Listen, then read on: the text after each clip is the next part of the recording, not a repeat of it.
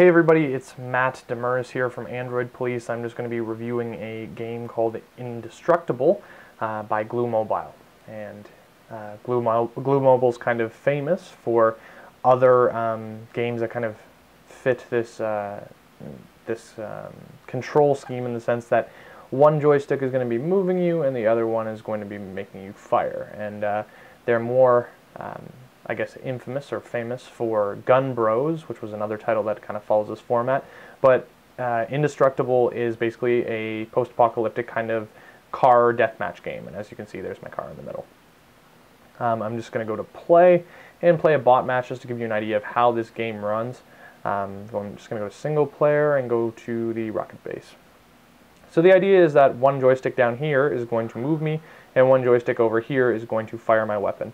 And then I'm going to kill bots until I die, and yeah, that's pretty much the extent of the game. When we're playing online, which is an option, we can play in a deathmatch scenario or a, I think there's two variants of capture the flag. One is you're capturing each other's, both teams' flag, and the other one it's kind of neutral.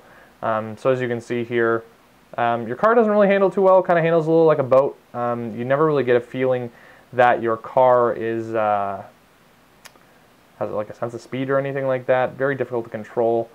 I'm not a big fan of it. I'm just going to be rolling around here and grabbing some power-ups. The two power-ups here are for repairs. I'm already at full health. But I'm just going to seek out these red arrows, which are then going to die as I fire my giant laser of death here. To be honest, I'm not a big fan of this game. The user experience is quite bland and boring, as you can see here. There's not too much depth here. When I play online, I usually have a lot of players dropping, even though the players that do stick around, generally, there's not huge lag issues or anything like that. However, it's just usually a matter of who controls the power-ups the most, and then the person that gets a lead and kills usually keeps that lead. So it's very difficult to kind of come back. My main complaint, again, this game doesn't really have a whole lot of depth to it, even with other items and that kind of stuff.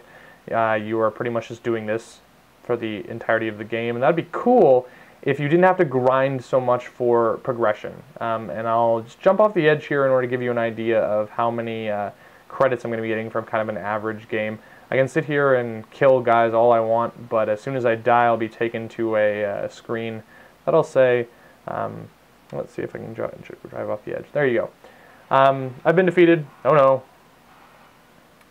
But for that little period of time, which you guys will probably be playing a little bit more than that, I got something like 5 silver. The average match will be getting something 20 to 30. And you can also double your XP and your silver permanently for $5.99, which is kind of a steep price in my opinion. I'm going to go customize my loadout here. To buy a new car, it's roughly 7,500 silver, and you'll be getting less than 100 a match. Even with the doubling, that does take a long time.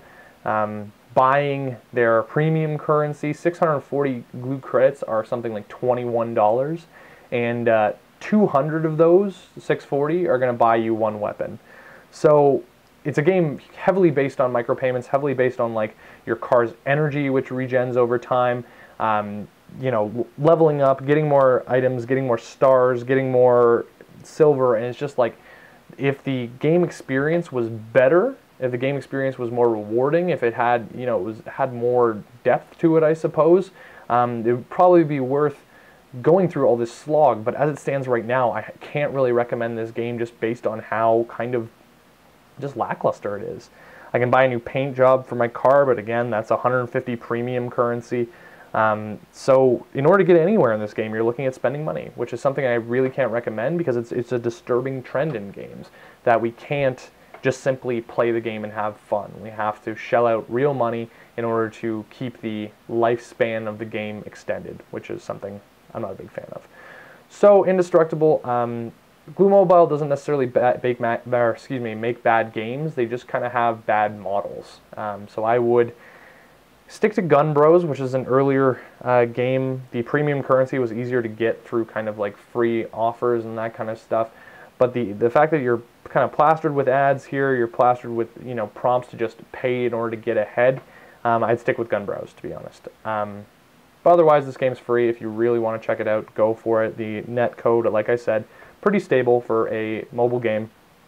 I'm playing this on my Nexus 7, of course, so it's going to depend on your phone.